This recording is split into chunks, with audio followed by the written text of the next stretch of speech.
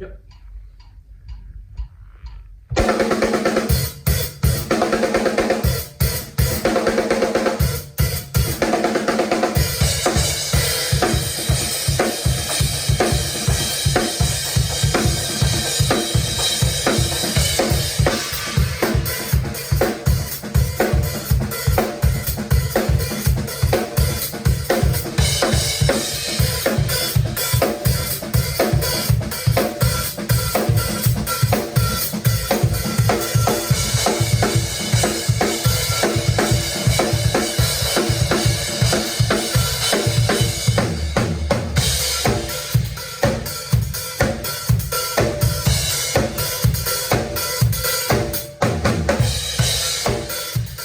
So we get a little bit to get through on this one, but I'm super passionate about talking on the topics of, I guess, real life situations that I've run into in the past, basically on how to get prepared for recording, what to do leading up to it, what to expect and how much to be involved with in the mix process, and then if you are lucky enough or you understand what's happening, the mastering.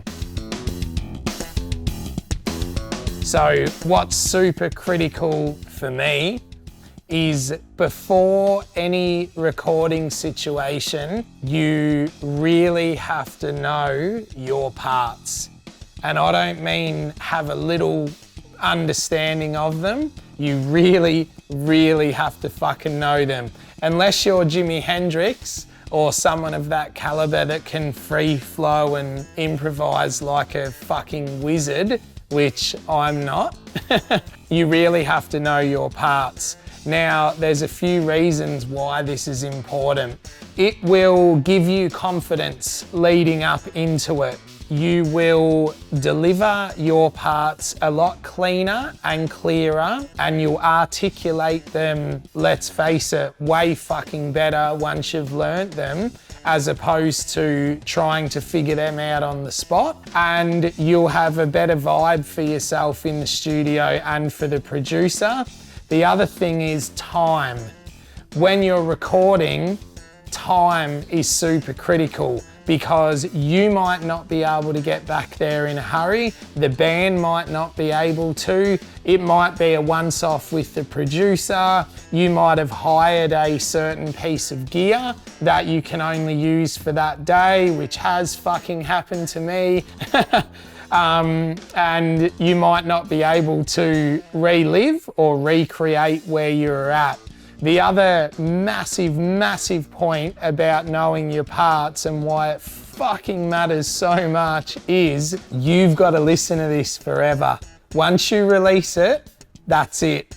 So if you have something you're iffy on, and if you're like me or like most other musicians, it's gonna decay at your soul 1 year or 10 years later, you're forever going to be wishing that you recorded or laid down that part that little bit better or smoother, or that riff a little bit different. So what you wanna be able to do leading up to a recording session is be fucking comfortable with your parts, be physically able to play them, know them, understand them, and know that when you listen or when you walk away, that you're gonna be okay with it. Because I can't stress it enough, once it's done, it's fucking done. So you really, really, really want your shit sorted before you even start. I would argue that's the first thing to think about with recording. So point number 2 that I'm going to make is making sure your gear, your bass, if it's 2 or if it's fucking 5, making sure your gear works properly. Now, when I say that, what tuning are you in? Do you have the right strings that are going to represent the sound you want? Do you have the right gauge strings that are going to represent the tuning that you want? Do you have the right setup intonation? Because this can be a motherfucker if this isn't right. setting up intonation is so critical. And basically, if this isn't done to perfection, and I would argue with a strobe tuner, you're going to hear stuff that's out of tune in the recording. And to give an example of that, my Phil Collins cover of Something Happened on the Way to Heaven, there's quite high tapping in that. So I had to work with 2 octaves on this bass to make sure that everything was spot on, because even your open string can be tuned. It can seem the 12th frets in tune. You might not have a, complete accurate strobe tuner. Once we started recording, it wasn't right. You could hear it wasn't right. So setting up that is super critical. Another thing I've run into recording was fret buzz. Are your frets too high? Do they need to be dressed? Are you playing certain riffs that the producer is not going to allow you to finish the song with because it's buzzing in certain areas? So setting up your bass is super, super critical. You want to be making sure it's noiseless, it's in tune, your neck's set right, your frets right. Also, another thing I've run into is preamp failure. I've been halfway through a session doing an album and the preamp just stopped. Now this was unavoidable. One of the volume pots fucked out. There was not much we could really do, but it pays to just make sure your jack is working okay. If you've got an active bass, make sure that your battery is fully charged or you have a fresh battery. You don't see any visible rust, or that the preamp is actually working okay. Because if you want a specific sound on a specific bass, you're gonna wanna finish the track or the album with that instrument. Making sure of these things is super, super critical. And I've been in situations where I was unable to finish the session or song or album because of some of these failures, and it's just eaten me inside because you have the option to finish it with a different bass, but you really don't want to do it. So trying to recreate that day sometimes can be really fucking hard. So I'm just wanting to share some real life situations that I've run into that if I, can get on top of, at least it'll minimize any potential fuck ups while recording. So making sure your bass is working well is critical. Have some spare strings, have a truss rod adjustment tool if you need, have some screwdrivers, have a strobe tuner, have a spare battery, and I think that pretty much takes care of the bass side of things. But definitely take the time to tweak and make sure that your instrument's right. And if you don't know how to do that, get someone to help you with it, or a luthier to sort it out for you. This is, a fucking game changer for being prepared for a recording. So I hope this information can be received and that it can help someone really understand the importance of why it matters to be prepared.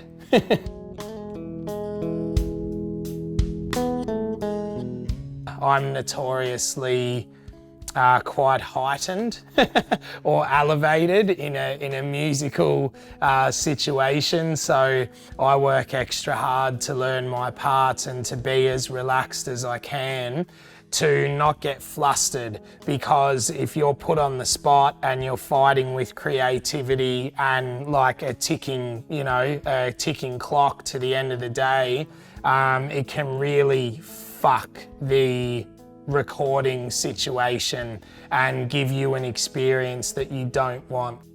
This is something very hard to master, but a way that I've found to lessen anxiety and to make yourself, be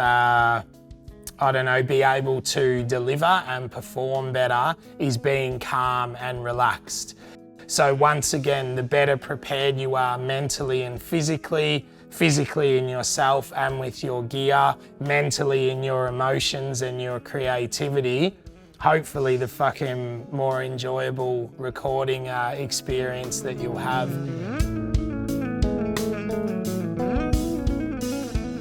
Now, the third point, and this is really important,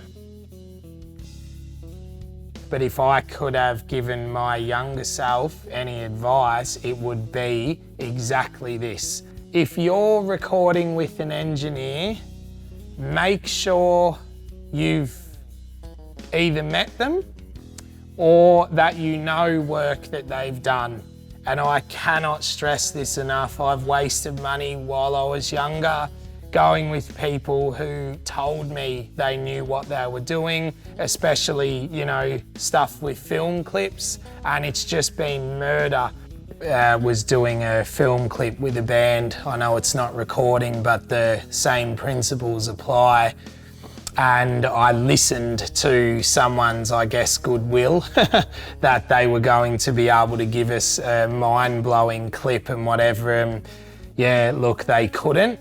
They had no idea what they were doing. They were fresh, they were young, they were experimenting. Now, that's all good and well, but when you're dealing with time and money and you're dealing with your passion and not wanting it to be, you know, ruined or whatever for the day for obvious reasons, it really pays to have either have met or to know work that the producer's done. This is me here talking to my younger self to be able to hopefully save a lot of heartache. So if you know work that they've done, then the chances are, if you give a good product, i.e. the recording, the chances are the production, the mixing, you know, the overall end result is going to be what you want. And musicians, being very temperamental at times, like we all are, or can be, this can really pull on the heartstrings. So the better prepared you are and the more you have confidence in the engineer, the better your experience is going to be. Because trust me, you spend money and come out with a result you don't want, it's not an enjoyable feeling. And I'm glad I've gone through these things because it's made me a lot wiser in my choices of how I operate, how efficiently I can operate, and who I will work with. So I'm able to achieve what I think is quite a high level of audio quality through these lessons and through these principles and these examples. I think these are really useful tools in order to help you through the recording process, which at the end of the day should be fucking fun.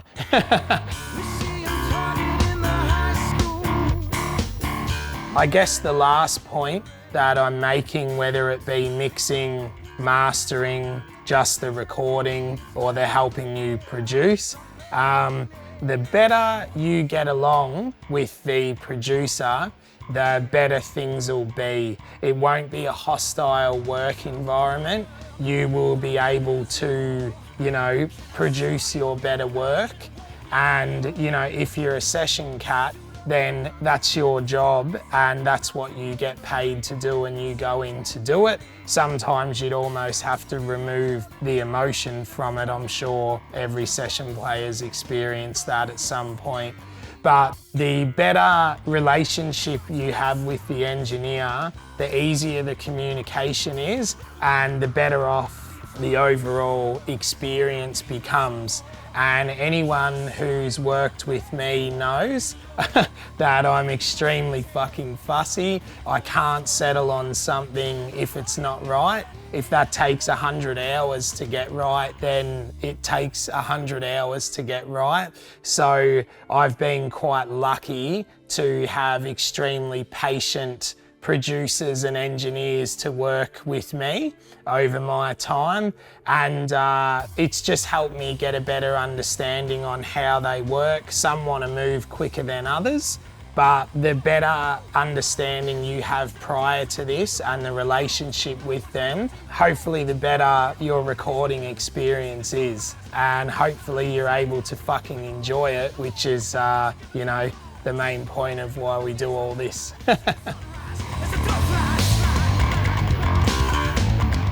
Yeah, I hope these examples have been of some assistance. There's certainly things that I've run into in my recording history, and a lot of them I've walked out of, you know, or left the studio feeling quite down and upset about. So if I'm able to help anyone minimise that, then yeah, I'll be happy.